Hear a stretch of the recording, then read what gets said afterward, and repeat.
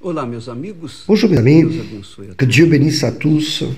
Eu gostaria Je voudrais de focar hoje. me focaliser aujourd'hui Cálice da sur, salvação. car on parle dernièrement sur la coupe du Dia salut. 13, Et le 13, dia 13 agora nós vamos ter a Santa nous Ceia. allons avoir la Sainte Seine. Vamos ter o cálice do Senhor. Nous allons avoir la O coupe cálice du da Seigneur, salvação. la coupe du Para salut. aqueles que têm Pour juízo, ceux naturalmente. qui sont sages, naturellement. Car ceux qui ne sont pas sages et prennent la Sainte Seine n'importe comment, Essa ceia naturellement vai servir que cette scène para salvar ne servira pas porque à leur sauver, estão colocando parce que toda a sua il ne met pas toute sa vie. não estão Ils fazendo ne pacto font pas com Deus, un pacte avec Dieu. não estão concordando. Ils ne sont pas en accord avec lui à 100%. Então, por conta disso, Donc, à cause de cela, essas pessoas ficam ces personnes restent malades, infirmes que é o que o et apóstolo arrivent même à décéder. C'est comme l'apôtre Paul parle au sujet de ceux qui participent de la Sainte Seine de forma d'une façon incorrecte. Eu queria Donc, je voudrais o seguinte: vous conscientiser du suivant. Tous les jours, sobre a fé, sobre nous a parlons ici au sujet de la foi, du salut, sur un texte biblique consolar, qui vienne exhorter, qui vienne consoler, à réconforter, curar a qui vienne à libérer, qui vienne à guérir l'âme. todos os ensinamentos Mais que tous les enseignements que nous vous transmettons, só tem só se torna, Ne digamos, deviennent quelque chose de concret dans votre vie s'il y a de vocês de votre part une obéissance à la parole de Dieu. C'est pas moi, é a non. mim, não. Ce n'est pas moi. Eu estou ensinando Moi, a je palavra, sème la parole de Dieu. mas se Mais não s'il n'y a houver pas obediência une obéissance a elas, não à cette houver parole, critério s'il n'y a pas un comportement personnel de acordo com ela, de vivre selon de nada elle, adianta ter à rien ne sert d'avoir une connaissance biblique. À rien ne sert d'avoir toutes les informations bibliques. C'est pour ça que je toujours parle au sujet du Saint-Esprit. Le Saint-Esprit est celui qui nous guide. Le Saint-Esprit est celui qui nous guide à toute vérité. Le Saint-Esprit nous donne direction. C'est lui qui nous donne l'inspiration. C'est lui qui nous donne la sagesse. C'est lui qui nous donne la connaissance. C'est le Saint-Esprit qui nous avertit, exhorte, enseigne, oriente. Donc, mon ami, faites bien attention. Investissez votre vie à recevoir le Saint-Esprit. Car si vous dites, ah, moi j'ai déjà le Saint-Esprit, mais votre vie, elle est insignifiante, votre vie est médiocre, si votre vie n'a pas de goût, c'est parce que l'Esprit qui est en vous n'est pas le Saint, l'Esprit du très saint Dieu. Car quand l'Esprit Saint vient, il fait la différence en nous. Il fait du faible fort. Il fait confondre les gens avec ceux qui ne savent rien, que c'est comme moi. Il fait en sorte que nous soyons des instruments entre ses mains de façon efficace. Donc vous dites, j'ai le Saint-Esprit, j'ai reçu le Saint-Esprit. Mais là, vous regardez dans le miroir et votre vie est fade, votre regard, votre façon d'être, votre caractère, comportement, vos péchés, vos faiblesses, vos débilités, tout ça montre que l'esprit qui est en vous n'est pas l'esprit de Dieu, c'est un esprit trompeur, et pour cela votre vie ne change pas. Donc, à rien ne sert, par exemple, que vous receviez toutes les informations que moi j'ai au sujet de la foi, de la parole de Dieu, et que vous ne mettez pas ces informations en pratique. Et cela n'est possible que lorsqu'on a l'Esprit de Dieu. Il n'y a que le Saint-Esprit qui peut faire cela. Donc investissez votre vie dans le Saint-Esprit. N'ayez pas cette attitude arrogante, d'orgueil, de dire « Moi aussi j'ai le Saint-Esprit ». Si vous n'avez pas, vous n'avez pas. Si vous avez, vous avez.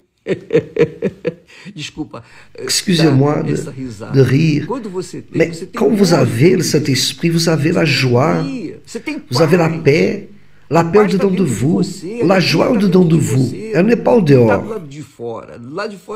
Car dehors, vous affrontez des guerres, des luttes, c'est un combat chaque jour. Mais au-dedans de vous, lorsque vous avez le Saint-Esprit, vous avez une joie, vous avez une paix, vous avez paix en vous-même, vous avez paix avec Dieu. Donc à rien ne sert que la personne veuille se convaincre d'une chose que réellement n'arrive pas. Parce que le diable fait ça. Le diable fait la personne se convaincre qu'elle est de Dieu quand elle n'est pas. Et la preuve qu'elle n'est pas, c'est sa propre vie, car elle est dépressive, elle a des insomnies, elle est nerveuse, elle vit dans la peur. C'est-à-dire, tous ces symptômes contrarient la foi que le Saint-Esprit nous donne. Parce que la foi est le pouvoir de Dieu. La foi est le pouvoir du Saint-Esprit pour qu'on vienne à lutter et à vaincre. Et arriver au point de prendre la coupe du salut et continuer de boire cette coupe jusqu'à notre départ de ce monde. Donc celui qui a le Saint-Esprit, grâce à Dieu, je suis heureux quand quelqu'un dit « Ah, j'ai reçu le Saint-Esprit, même évêque. Ma vie a été transformée, j'étais une personne nerveuse, personne qui avait un gros caractère, beaucoup de difficultés. Voilà, ma vie maintenant a changé, je suis une nouvelle créature. Et là, je sais pardonner, je sais c'est quoi le pardon, je sais c'est quoi tolérer, être patient, je sais c'est quoi avoir la maîtrise de soi. C'est-à-dire, les fruits qu'elle présente sont véritablement les fruits de l'Esprit de Dieu au-dedans d'elle. Mais lorsque cela n'arrive pas, la personne là, elle est nerveuse, elle vit irritée, pleine de colère, elle vit à critiquer les autres, elle voit les choses d'un mauvais œil, elle voit toujours que le verre est toujours à moitié vide, elle ne voit jamais le verre comme étant à moitié plein, non, elle voit toujours le verre moitié vide. Parce que l'esprit qui est en elle n'est pas l'Esprit Saint. Donc, nous allons faire le jeûne Daniel à partir du 11, le 11 décembre, à partir de minuit, à minuit du 11, nous commencerons le jeûne. Et je serai avec vous aussi dans ce jeûne. Je vais prier. Je vais aussi à chercher ce que le Saint-Esprit veut de moi. Qu'est-ce qu'il veut que je fasse, j'enseigne, car sûrement il choisit des personnes qui sont assoiffées de lui et qui véritablement sont sincères, qui reconnaissent « J'en ai besoin de toi, Saint-Esprit. J'en ai besoin. J'ai plus besoin de toi que de l'air, l'oxygène pour vivre. » Donc, que des personnes ainsi rentrent de corps à esprit, plongent dans l'esprit du jeûne Daniel. C'est quoi le jeûne Daniel? Le jeûne Daniel sont 21 jours où nous allons nous isoler, nous exclure de toutes sortes d'informations de ce monde, du sport, du divertissement, des émissions, toutes choses qui viennent à dévier notre esprit des choses de Dieu. C'est difficile. C'est mieux de faire un jeûne de nourriture qu'un jeûne d'information, n'est-ce pas? Donc normalement, la personne veut toujours être informée. Par exemple, dans ces 21 jours, elle sera mal informée par rapport aux choses qui arriveront dans ce monde, car elle sera seulement informée des choses qui arrivent dans le royaume de Dieu. Donc si vous êtes intéressé à recevoir le Saint-Esprit, pour être fort, pour vaincre, pour conquérir votre coupe, votre récompense. La récompense que Dieu a promis à Abraham, que Jésus a promis à nous, qui a promis à tous ceux qui vaincront, et uniquement à ceux qui vaincront. Au vainqueur, je lui donnerai de s'asseoir avec moi dans mon trône. Au vainqueur, je lui donnerai un nouveau nom, une petite pierre blanche. Au vainqueur, le vainqueur est celui qui se maintient sauvé jusqu'à son départ de ce monde. Et seulement avec le Saint-Esprit est possible cela. Sans lui, il est impossible. Faites bien attention. Il est impossible que Paul arrive à dire ça. Paul dit, celui qui n'a pas l'Esprit de Christ, celui ne lui appartient pas. Pourquoi? Parce que les luttes ici-bas sont difficiles, sont cruelles, sont destructrices, et pour que vous triomphiez seulement avec le Saint-Esprit.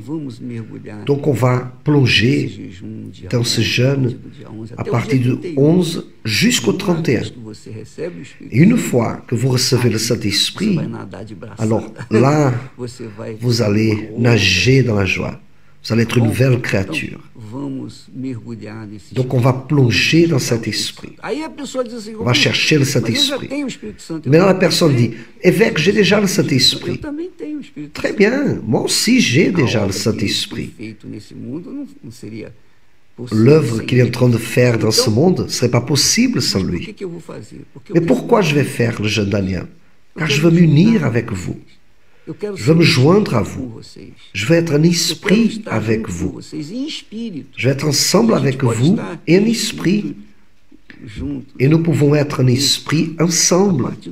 Parce qu'à partir du moment que nous plongeons dans cette mer du Saint-Esprit, à partir du moment qu'on met toute notre force, toute notre pensée dans le même esprit, alors nous nous mettons ensemble et nous nous rencontrons ensemble devant le Très-Haut.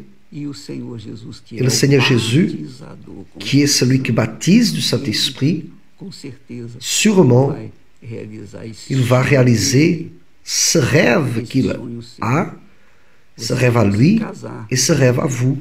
Vous allez vous marier jusqu'au 31, avant le 31, là où nous aurons la veillée du Saint-Esprit, la veillée de nouvelle année. Très bien. Ok? Donc on va dans cette foi. Mais n'oubliez pas, si par hasard vous êtes cette personne problématique, pleine de colère, personne jalouse, qui voit les choses d'un mauvais œil, vous êtes quelqu'un déséquilibré émotionnellement. Si vous êtes une de ces personnes, alors vous avez besoin du Saint-Esprit. Oui, plus que moi, parce que votre vie est en péril. Et n'essayez pas de vous convaincre parce que vous parlez en quelques langues étranges. Vous avez le Saint-Esprit. Parce que le diable, il parle en langue. Il parle en langue, il sait tourner en rond, faire tomber par terre. Et les gens acceptent ça comme c'était quelque chose de divin. Mais c'est quelque chose de satanique. On termine ici. Demain, on sera à nouveau avec vous.